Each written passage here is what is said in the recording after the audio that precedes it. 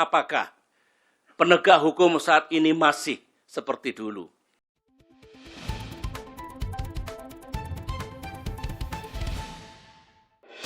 Kasus Santuri seolah SBY kebal hukum.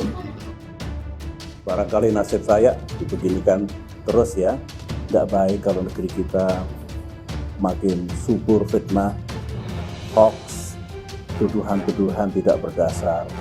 Saya juga nggak punya niat, tidak terpikir untuk melakukan sesuatu yang menurut saya tidak tepat saya lakukan. Aduh, kesian ya, sayang banget ya kalau masalah remeh-temeh begini harus Pak SBY turun tangan, kemudian ngomong terbuka begitu. Menurut saya tidak terlalu bagus ya, sebagai guru bangsa, sebagai seorang tokoh, profesor, doktor, jenderal, TNI, purnawirawan.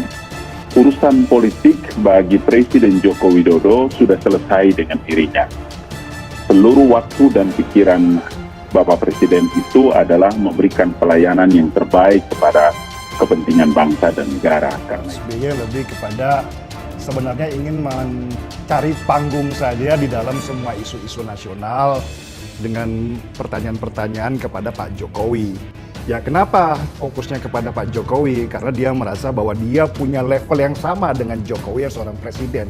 Setahu saya kalau melihat karakternya SBY pada waktu menjadi presiden dan sekarang ini, dia hanya ingin menjadikan Pak Jokowi ini sebagai panggung buat dirinya untuk muncul kembali.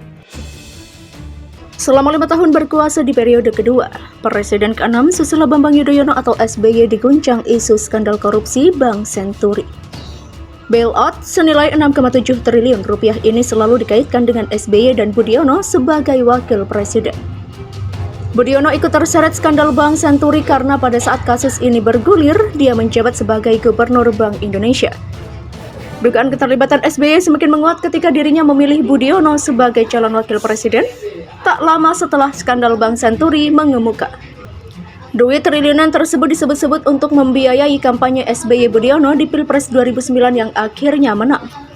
DPR bahkan sampai membentuk pansus Bank Senturi untuk mengusut skandal ini.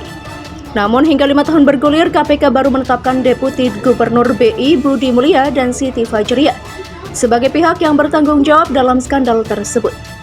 Menanggapi kasus ini, pengamat politik dari UI Muhammad Budiatna mengatakan penegak hukum seolah tak mempan jika kasus korupsi berkaitan dengan pemimpin negeri, termasuk SBY di Senturi, Megawati Soekarno Putri di kasus BLBI, yang tak jelas mengungkapkan dalang di balik kasus tersebut. Senturi seperti ada kecenderungan kalau presiden itu kebal hukum. Lihat seperti Soeharto mau diadili selalu sakit, dia bebas. Padahal jika disebut jenderal paling korup, Mega soal BLBI juga menghilang. Senturi meskipun arahnya ke SBY tapi bungkam begitu saja, enggak terungkap, hilang begitu saja. Demikian kata Budiatna. Budiatna menilai lucu skandal Senturi yang merugikan negara hingga 6,7 triliun rupiah tidak pernah diusut tuntas. Termasuk dugaan keterlibatan Gubernur BI Budiono seolah kebal hukum. Jadi kalau kita lihat presiden itu kecenderungannya kebal hukum, yang lucunya Bank Senturi 6,7 triliun rupiah enggak pernah diusut dalangnya. Hanya satu yang dipenjara dan jadi korban, Budi Mulya. Budiono juga enggak disentuh dan kesannya kebal hukum. Demikian terang dia. Pakar Demokrat pun berkali-kali membantah adanya keterlibatan SBY Budiono dalam kasus Senturi. Demokrat juga tegas menyatakan tidak ada aliran dana Senturi untuk kampanye partai di pemilu 2009.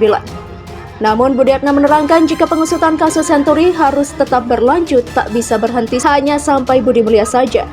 Dia mendesak agar dugaan keterlibatan Budiono di skandal Senturi tetap diungkap. Mestinya dia diperiksa untuk keterlibatan, buktikan. Apakah dia terlibat atau tidak, orang kan curiganya ke dia, kan ini menyangkut Budiono. Demikian kata dia. Menyangkut nasib Demokrat, Budiatna merasa yakin jika partai pimpinan SBY ini tidak akan kembali menang pemilu, sebab rakyat sudah antipati dengan Demokrat yang berkuasa, ternyata banyak kadernya terjerat kasus korupsi. Partai ini enggak akan pernah jadi besar karena banyak kasus yang tak terungkap. Orang akan curiga terus. Demikian terang dia. Demokrat bisa menang di pemilu 2019.